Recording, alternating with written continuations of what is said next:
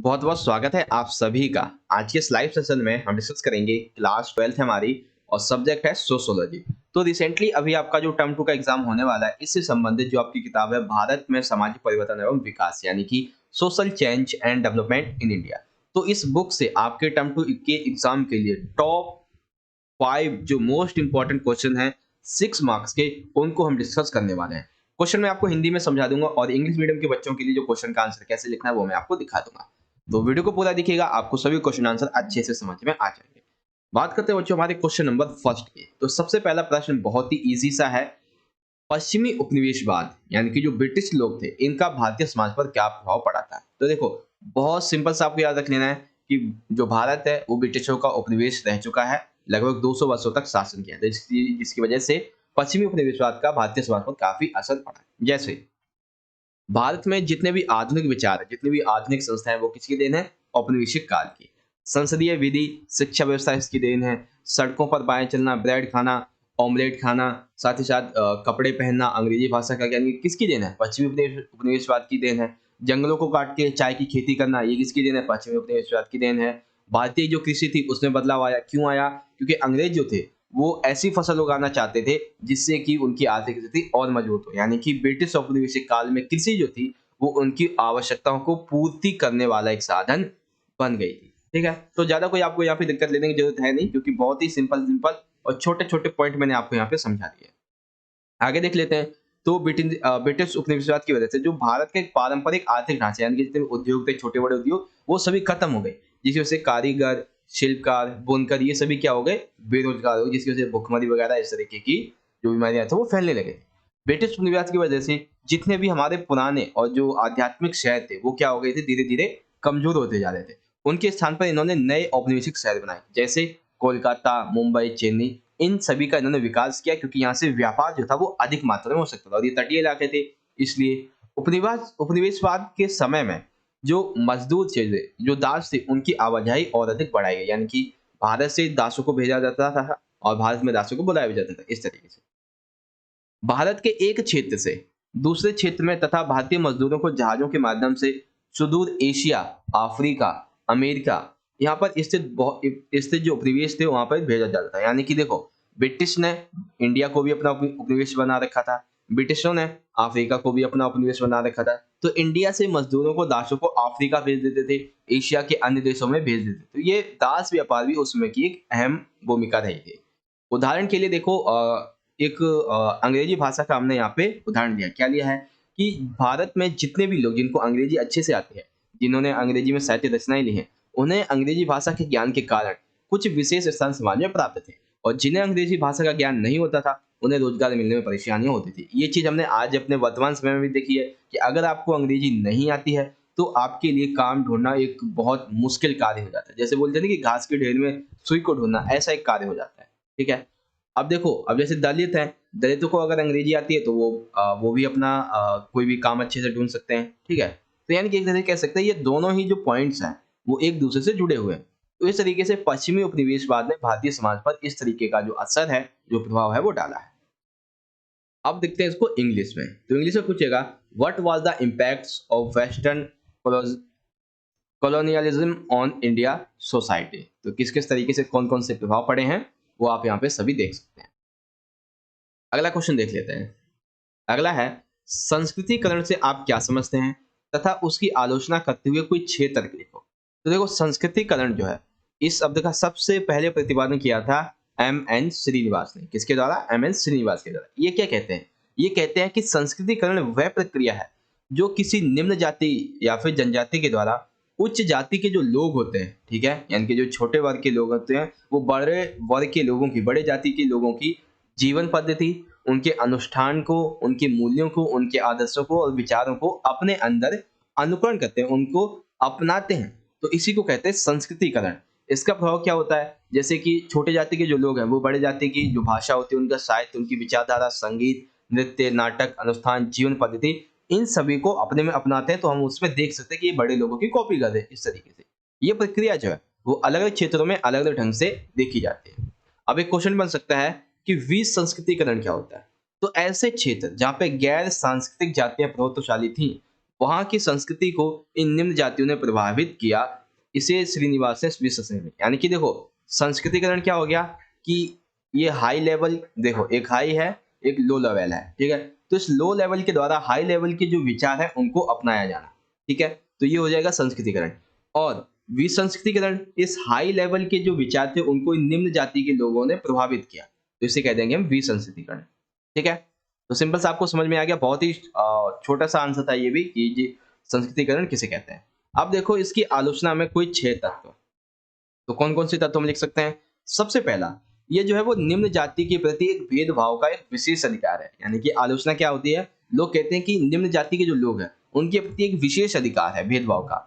सामाजिक गतिशीलता, निम्न जाति के स्त्रीकरण में उद्गामी परिवर्तन करती है, यानी कि जो समाज के लोग हैं वो उनमें एक ऐसा परिवर्तन करते हैं जो कि उनके लिए सही नहीं है।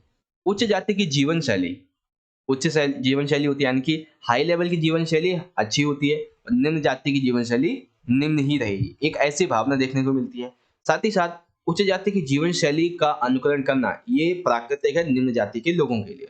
इसमें जो दलित होता है वो समाज के मूलभूत पक्षों को पिछड़ा माना जाता है, इनके दलित जो लोग हैं और बाकी के जो ऐसे पक्ष हैं जो पिछड़े माने जाते हैं, तो उन्हें कोई यहाँ पे इंपॉर्टेंस नहीं दी जाती है।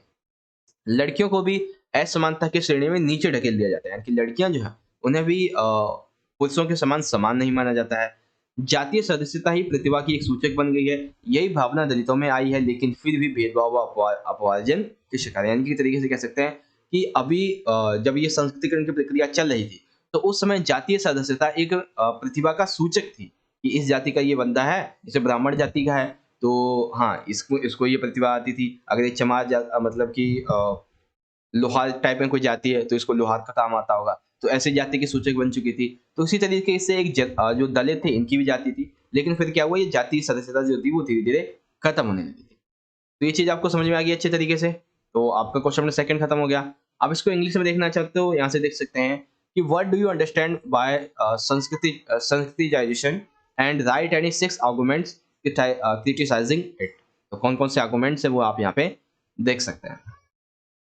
अगला क्वेश्चन देख लेते हैं, काफी इंपॉर्टेंट प्रश्न है हमारा ये और बहुत बड़ा प्रश्न है, बेसिकली इसे हम कह सकते हैं। प्रश्न है कि हरित क्रांति के कोई 2 चरणों का वर्णन करो। तो ऐसे कौन कौन से 2 चरण है हरित क्रांति के वो समझाने हैं। तो देखो सबसे पहले हरित क्रांति का पहला चरण क्या था 1960 से 1970 के दशक में।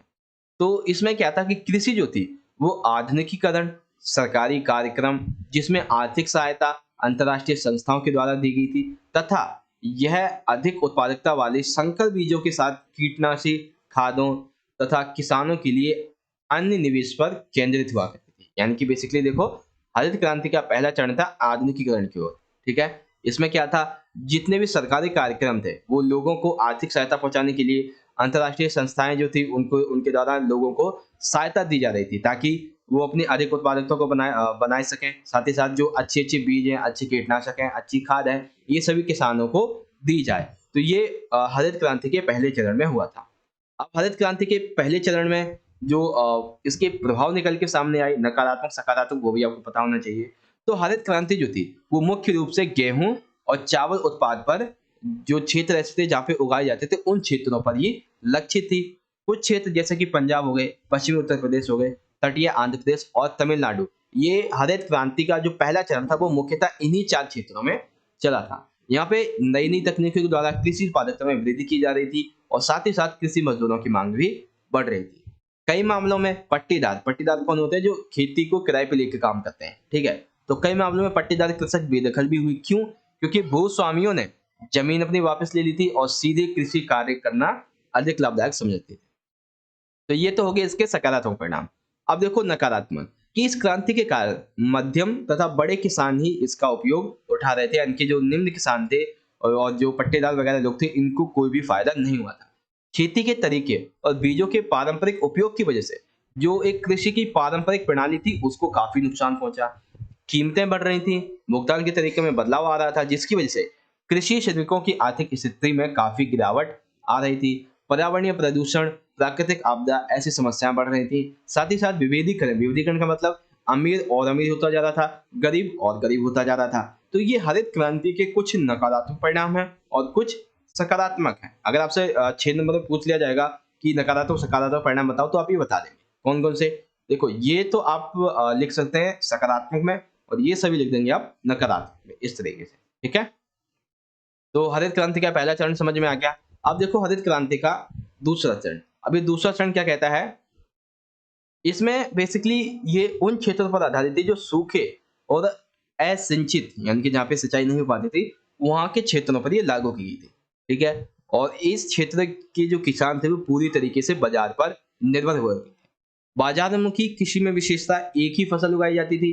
जिन क्षेत्रों में तकनीकी परिवर्तन हुआ वे अधिक विकसित हुए, तथा अन्य क्षेत्र पहले जैसे ही रहे, जैसे कि बिहार, पूर्वी उत्तर प्रदेश और तेलंगाना आदि, ठीक है। भारतीय कृषकों की बहुत सघन, विस्तृत तथा पारंपरिक जानकारी लुप्त होती जा रही थी, जिन्हें किसानों ने सदियों से उन्नत किया था। यानी कि कृषि की जो एक पारंपरिक प्रणाली थी वो क्या हो रही थी, धीरे धीरे खत्म हो जाती थी। इसकी वजह से संकर व सुधार वाले बीजों को प्रोत्साहित किया गया, यानी कि ऐसे बीज जो उत्पादकता को बढ़ा सकते थे उनको प्रोत्साहित किया गया। पुनः कृषि के पारंपरिक तरीकों को अपनाया गया और अधिक बीजों के प्रयोग की ओर लौटने की सलाह दी जा रही थी।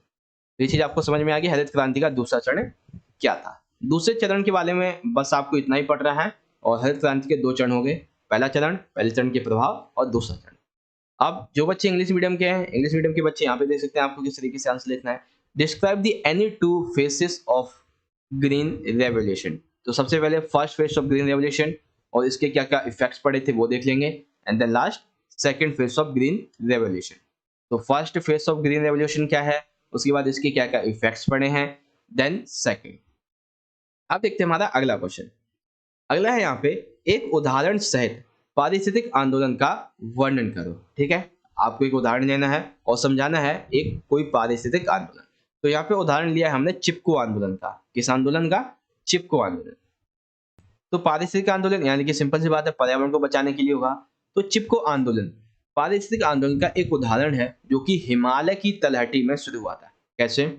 जब सरकारी वन ठेकेदार जो थे वो पेड़ को काटने के लिए आए, तो बड़ी संख्या में महिलाओं सहित बहुत से ग्रामीण लोगों ने पेड़ों को गिराने से बचाने के लिए उन्हें गले से लगा लिया और आगे कदम बढ़ाया। या फिर इसे आप ऐसे कह सकते हैं कि उत्तरांचल में वनों को काटने से रोकने तथा पर्यावरण का बचाव करने के लिए स्त्रियां पेड़ों से चिपक गईं और पेड़ काटने नहीं दिए। इस प्रकार यह आंदोलन आर्थिक, पारिस्थितिक व एक राजनीतिक स्तर का रूप ले रहा, ठीक है। तो पारिस्थितिक आंदोलन में चिपको आंदोलन की ये तो हो गई एक छोटी सी भूमिका। अभी हम इसके बारे में और पॉइंट देखेंगे। देखो अगला पॉइंट हम क्या लिख सकते हैं इसमें, ये देखो यहाँ पे आ रहा है। हाँ देखो अगला पॉइंट हम लिख सकते हैं कि ये जो भी महिलाएं वगैरह आई थी, ये सभी जलाऊ लकड़ी, चारा और अन्य दैनिक आवश्यकताओं की पूर्ति के लिए जंगल पर निर्भर थे, इसलिए जंगलों को काटने से रोक रहे थे। इस संघर्ष ने गरीब ग्रामीणों की आजीविका की जरूरतों को लकड़ी बेचने से राजस्व उत्पन्न करने की सरकार की इच्छा के खिलाफ रखा। यानी कि ये जो आंदोलन था, ये सरकार की राजस्व उत्पन्न करने की जो इच्छा थी उसके खिलाफ, अपनी जो आजीविका है उसके जरूरतों के लिए इस आंदोलन को बनाए रखा। यहाँ पे निर्वाह की अर्थव्यवस्था को लाभ की अर्थव्यवस्था के खिलाफ खड़ा किया गया। यानी कि लाभ कौन कमाना चाहते थे? सरकार। और निर्वाह कौन कर रही थी? ये जो महिलाएं थी ये। तो ये किसके खिलाफ था? निर्वाह की अर्थव्यवस्था का, जो लाभ की अर्थव्यवस्था है इसके खिलाफ। सामाजिक असमानता, यानी कि जैसे ग्रामीण बनाम सरकार थी, पूंजीवादी हितों की प्रतिनिधित्व कर रही थी। तो एक तरह से ग्रामीण और पूंजीवाद, इन दोनों के बीच में ये जो लड़ाई थी वो मानी जाती थी। इस मुद्दे के साथ चिपको आंदोलन ने पारिस्थितिक स्थिरता के मुद्दे को भी उठाया था।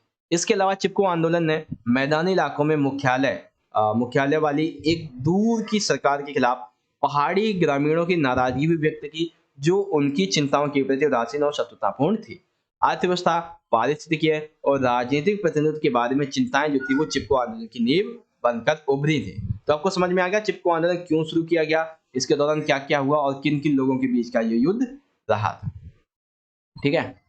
तो अब देखो बच्चों, जो इंग्लिश मीडियम के बच्चे हैं वो यहाँ पे देख सकते हैं चिपको आंदोलन के बारे में कि describe ecological movements with an example. Ecological movement, Chipko movement. अभी चिपको मूवमेंट क्या है इसके बारे में ये सभी पॉइंट्स आप यहाँ से पढ़ सकते हैं इजीली तरीके से। चलो आगे देख लेते हैं, हमारा अगला क्वेश्चन क्या है। अगला हमारा है औद्योगिकरण तथा नगरीकरण का पारस्परिक संबंध है, कथन को स्पष्ट करो। यानी कि औद्योगिकरण और नगरीकरण दोनों एक ही हैं, कैसे? तो देखो नगरीकरण हो गया, औद्योगिकरण हो गया, इन दोनों को हम जोड़ के देख सकते हैं। कैसे? कि दोनों एक ही साथ होने वाली प्रक्रियाएं हैं, और कई बार औद्योगिकरण का क्षरण भी देखा गया, यानी कि इन दोनों का क्षरण भी होता है और एक प्रक्रिया भी होती है। औद्योगिकरण का संबंध क्या होता है? ये एक यांत्रिक उत्पादन यानी कि मशीनी उपयोग के उदय से होता है, जो कि ऊर्जा के गौरवमानीय संसाधनों पर निर्भर होता है। भारत के कुछ पुराने परंपरागत जो नगरीय हैं, उनके केंद्रों का पतन हुआ है। ठीक है, यानी कि अगर औद्योगिकरण होगा तो कुछ पुराने जो नगरीय केंद्र हैं उनका पतन होगा। जिस तरह से ब्रिटेन में उत्पादन व निर्माण को बढ़ावा मिला, उसी तरीके से भारत में इसमें गिरावट भी आई थी। प्राचीन नगर जैसे कि सूरत, मछलीपट्टनम, इन सभी का अस्तित्व काफी कमजोर होता जा रहा था। आधुनिक नगर जैसे कि बम्बई, कलकत्ता, मद्रास, ये सभी और मजबूत होते चले गए थे। कलकत्ता में जूट, बम्बई में कपास, मद्रास में कहवा, चीनी, नील, कपास, ये सभी ब्रिटेन को आयात किए जाते थे। तो ये क्या है? ये औद्योगिकरण के प्रभाव है। प्रारंभ में भारत के लोग जो थे वो औद्योगिकरण के कारण ब्रिटिशों के विपरीत किसी क्षेत्र की ओर आए, यानी कि ब्रिटिशों के अलावा अपनी कृषि कर रहे थे। इस प्रकार एक नए सामाजिक समूह और नए सामाजिक संबंधों का भी उदय हुआ। स्वतंत्रता के बाद भारत की आर्थिक स्थिति को औद्योगिकरण के द्वारा ही सुधारा जा सकता था, यानी कि जैसे भारत ने स्वतंत्रता प्राप्त की कब? 1947 में। तो हमारी अर्थव्यवस्था काफी चरमराई हुई थी, खराब थी। तो उस अर्थव्यवस्था को अगर हमें सुधारना था तो किसके द्वारा?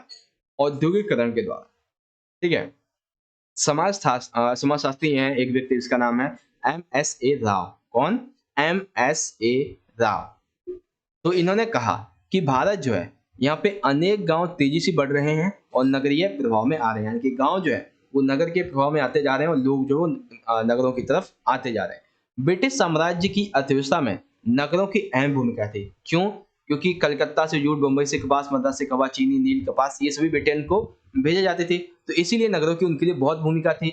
समुद्रीय तटीय नगर जैसे कि बंबई, कलकत्ता, मद्रास, ये उपयुक्त माने जाते क्योंकि इन जगहों से उपभोग की आवश्यक वस्तुओं का निर्यात भी होता था, उत्पादित वस्तुओं का निर्यात होता था और सस्ती लागत से आयात भी किया जा सकता था।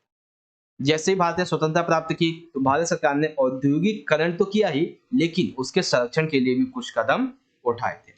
तो आपको समझ में आ गया औद्योगिकरण और नगरीकरण का संबंध किस तरीके से है। अब जो इंग्लिश मीडियम के बच्चे वो यहाँ पे देख सकते हैं, एक्सप्लेन द स्टेटमेंट। क्या है statement? Industrial industrialization and urbanization are interrelated, यानी कि दोनों ही जो है वो आपस में रिलेटेड है। कैसे? तो ये पॉइंट आप लिखेंगे, उसके बाद ये पॉइंट आप लिख देंगे। सारी चीज आपको समझ में आ गई। चलो अब देख लेते हैं अगला क्वेश्चन। अगला आता है हमारा, यहाँ पे देख सकते हैं, भारत में औद्योगिकरण का वर्णन करते हुए भारत जो कि एक विकासशील देश है उसकी विकसित देशों से तुलना करें, यानी कि हमें बताना है भारत में औद्योगिकरण, साथ ही साथ एक विकसित विकासशील जो देश है उसकी विकसित देशों से तुलना करनी है। तो देखो भारत में औद्योगिकरण की छवि क्या है। तो वर्तमान समाज में औद्योगिक समाज है, यानी कि भारत में एक औद्योगिक समाज है तथा औद्योगिकरण के इस युग में सामाजिक परिवर्तन की गति भी काफी अधिक तेजी से हो रही है। क्यों? क्योंकि विकास की गति तेजी से लक्ष्य की ओर बढ़ रही है। साथ ही साथ आज के उद्योग जो हैं उनका आधुनिकीकरण और अधिक किया जा रहा है। औद्योगिकरण और नगरीकरण परस्पर अंतर संबंधित अवधारणा है, जैसे कि औद्योगिकरण की प्रक्रिया जहां जितनी तीव्र होगी वह नगरीकरण की प्रक्रिया भी उसी स्पीड से आगे बढ़ेगी, यानी कि नगरीकरण औद्योगिकरण से संबंध है कि इस एरिया में औद्योगिकरण अगर अधिक होगा तो इस एरिया का नगरीकरण भी और अधिक तेजी से होगा। तो भारत में औद्योगिकरण का जो है वो आप सिर्फ इतना समझ लीजिए कि जैसे जैसे भारत में नई नई मशीनों का आना आते जा रहे हैं, फैक्ट्रियां खुलती जा रही है, रोजगार मिलता जा रहा है, ठीक है, और लोगों के समाज का परिवर्तन होता जा रहा है, आर्थिक स्थिति मजबूत होती जा रही है, तो ये भारत में औद्योगिकरण के प्रभाव है। ठीक है। फिर यहाँ पे आ जाता है कि औद्योगिकरण के संबंध में जो, एक सेकंड, दूसरा क्वेश्चन क्या था हमारा यहाँ पे, एक सेकंड, क्वेश्चन, हाँ, तुलना करनी है विकसित और विकासशील देशों में। तो देखो भारत कौन सा है? भारत एक विकासशील देश है। तो भारत में औद्योगिकरण का अनुभव कई मायनों में विकसित देशों से भिन्न है। कैसे? विकसित देशों में क्या होता है कि अधिकतर लोग किस क्षेत्र में होते हैं? सेवा क्षेत्र। ठीक है, और इसके बाद 10% लोग होते हैं उद्योग क्षेत्र में, और कृषि क्षेत्र के तो आंकड़े बहुत ही कम है। लेकिन भारत शहर से विशाल जो क्षेत्र है इसमें क्या होता है कि इसमें 60% जनसंख्या कृषि पर आधारित होती है, जबकि विकसित देशों में कृषि पर बहुत कम लोग आधारित होते हैं। द्वितीय क्षेत्र में 17% होते हैं, और जबकि द्वितीय क्षेत्र में ब्रिटेन में कितने हैं, यानी कि विकसित देशों में कितने हैं? 10%। और विनिर्माण उपयोगिताएं, और फिर तृतीय क्षेत्र, और रही बात जो सेवा क्षेत्र, सेवा क्षेत्र में मुश्किल से 2 से 3% ही लोग इसमें काम करते हैं। ठीक है। विकसित और विकासशील देशों के बीच पाया जाने वाला एक दूसरा बड़ा अंतर होता है वेतन भोगी रोजगार, यानी कि एक व्यक्ति को कितना वेतन मिल रहा है। मान लेते हैं जो विकसित देश है वहां पे एक व्यक्ति को मिलता है उसी काम के लिए 100 रुपए, और भारत में उस काम के लिए उस व्यक्ति को मिलता है 10 रुपए। तो ये वेतन भोगी रोजगार भी डिपेंड करता है। विकसित देशों में अधिकांश जनसंख्या का भाग नियमित किस्म के औपचारिक रोजगारों में लगा रहता है, जबकि इसके विपरीत भारत के ग्रामीण क्षेत्रों में 50% से अधिक लोग जो है वो स्वरोजगार चलाते हैं या उनमें काम करते हैं। केवल 7.3 लोग ही नियमित रोजगार में तथा 38.6 लोग अनियमित रोजगार में लगे होते हैं। यानी कि बेसिकली आपको ये एक जो डेटा है वो कलेक्ट करके बताया कि भारत में क्या है और जो विकसित देश है उसमें क्या है। सिंपल सा, ठीक है। समझ में आ रही है आपको ये सारी चीजें? तो ये क्वेश्चन भी आपको समझ में आ गया होगा। अब जो इंग्लिश मीडियम के बच्चे हैं वो इसे यहाँ पे देख सकते हैं कैसे लिखेंगे। Describe the industrialization in India and compare India which are developing country with developed countries also. तो कैसे लिखेंगे इसका आंसर आप यहाँ पे देख सकते हैं। उसके बाद ये सभी पॉइंट्स आप यहाँ पे लिख दें, ठीक है। चलो अब देखते हैं हमारा अगला क्वेश्चन। अगला है झारखंड भारत के नवगठित राज्यों में से एक है, ठीक है, जिसे वर्ष 2000 में दक्षिणी बिहार से अलग किया गया, ठीक है। उस सामाजिक आंदोलन का वर्णन करें जिसके कारण इस राज्य का निर्माण हुआ, यानी कि हमें आंदोलन को समझाना कैसे ये अलग हुआ। तो देखो झारखंड के लिए सामाजिक आंदोलन में एक आदिवासी जिस व्यक्ति का नाम था बिरसा मुंडा, इसने एक करिश्माई नेता के रूप में अपना कार्य किया, जिसने अंग्रेजों के खिलाफ एक बड़े विद्रोह का नेतृत्व किया। साक्षर आदिवासियों ने अपने इतिहास और मिथकों के बारे में शोध करना और लिखना शुरू किया। उन्होंने जनजातीय रीति रिवाजों और सांस्कृतिक प्रथाओं के बारे में प्रचलित जो जानकारी थी उसका दस्तावेजीकरण किया। साथ ही साथ उसने क्या किया, इन लोगों को एकीकृत किया और एकीकृत जातीय चेतना झारखंडियों के रूप में एक साझा पहचान बनाने की मदद की। किसने? ये जो आदिवासी था इसके द्वारा, ठीक है। कौन सा आदिवासी? बिरसा मुंडा। तो बिरसा मुंडा ने क्या किया, ये एक आदिवासी था, ये करिश्माई नेता के रूप में उभरा, इसने अंग्रेजों के खिलाफ विद्रोह किया और जितने भी आदिवासी जो कि पढ़े लिखे थे उन्होंने अपने इतिहास को समझा और जो मिथक फैले हुए थे उनको खत्म करने की कोशिश की। साथ ही साथ जो रीति रिवाज थे, जो सांस्कृतिक प्रथाएं थी जो प्रचलित थी उसके बारे में जानकारी प्राप्त की और जो सही नहीं थी उनको खत्म किया, ठीक है। फिर धीरे धीरे क्या हुआ कि साक्षर आदिवासी जो थे वो सरकारी नौकरी पाने की स्थिति में थे। उन्होंने देखा कि हमारे पास इतना ज्ञान है कि हम सारी सरकारी नौकरी पा सकते हैं, ताकि समय के साथ एक मध्यम वर्गीय आदिवासी बौद्धिक नेतृत्व के रूप में उभर सके। फिर इसने क्या किया कि उसने देखा कि हमें नौकरी नहीं मिल सकती है और हमारा छलन किया जा रहा है, तो उसने एक तुरंत अलग राज्य की मांग कर दी और भारत और विदेशों में इसके लिए पैरवी की। दक्षिणी बिहार के भीतर आदिवासियों ने डिकस प्रणाली, एक प्रणाली होती है डिकस प्रणाली, जो कि व्यापारियों और साहूकारियों के प्रति एक समान घृणा की साझा नीति थी, जो कि इस क्षेत्र में बसे हुए लोगों और मूलवासियों को गरीब करते हुए इसकी संपत्ति हड़प ली थी। यानी कि ये जो नीति चलाई गई थी आदिवासियों द्वारा, कौन सी? डिकस प्रवासी नीति। ये एक ऐसी नीति थी जो व्यापारियों और साहूकारों को वहां से उखाड़ फेंकने की नीति थी। हाशिए पर रहने वाले जो आदिवासी थे उनके अनुभव और उनके अन्याय की भावना को एक साझा झारखंडी पहचान बनाने और सामूहिक कार्रवाई को प्रेरित करने के लिए प्रेरित किया गया। साथ ही साथ एक अलग राज्य का भी फिर धीरे धीरे करके गठन किया गया। जिन मुद्दों के खिलाफ झारखंड में आंदोलन के नेताओं ने आंदोलन किया वे बड़ी सिंचाई परियोजनाएं और फायरिंग रेंज के लिए भूमि का अधिग्रहण, सर्वेक्षण और बंदोबस्त संचालन जो रखे हुए थे, शिविरों को बंद कर दिया गया था, ऋणों का संग्रह, किराया और सहकारी बकाया जिनका विरोध किया गया था, और वन उपज का राष्ट्रीयकरण जिनका उन्होंने बहिष्कार किया था। तो यानी कि ये जो मैंने यहाँ पे येलो कलर से अंडरलाइन कर रखा है, इसमें यह बताया गया कि आखिर ये झारखंड का आंदोलन चला क्यों था। तो ये कुछ कारण थे जिसकी वजह से ये आंदोलन चला। तो आपको समझ में आ गया आप इसका आंसर कैसे लिखेंगे, ठीक है। तो इंग्लिश में जो बच्चे वो देख सकते हैं, Jharkhand is one of the newly formed state of India which was carved out of South Bihar in the year 2000. Describe the social movement that lead the formation of this state. पहले ये point लिखेंगे, then last ये point लिख देंगे, ठीक है। तो इस तरीके से हमारी आज की वीडियो खत्म हो जाती है। गाइस वीडियो अच्छी लगी हो तो लाइक जरूर करें, शेयर करें, कमेंट करके बताएं वीडियो कैसी लगी, और चैनल को अभी तक सब्सक्राइब नहीं किया तो कर लीजिए, क्योंकि ऐसे ही और भी इंपॉर्टेंट वीडियो आप तक हमारे पहुंचते रहेंगे। तो मिलेंगे बच्चों आपसे अगली वीडियो में, तब तक के लिए आप पढ़ते रहें और अपना ख्याल रखें, और इन वीडियोस को जो अपलोड की गई हैं आपके सोशियोलॉजी एग्जाम के लिए उनको जरूर देखिएगा, क्योंकि इनसे आपके एग्जाम में आपको बहुत हेल्प मिलने वाली है। मिलेंगे आपसे अगली वीडियो में, तब तक के लिए आप पढ़ते रहें और अपना ख्याल रखें। धन्यवाद। जय हिंद, वंदे मातरम।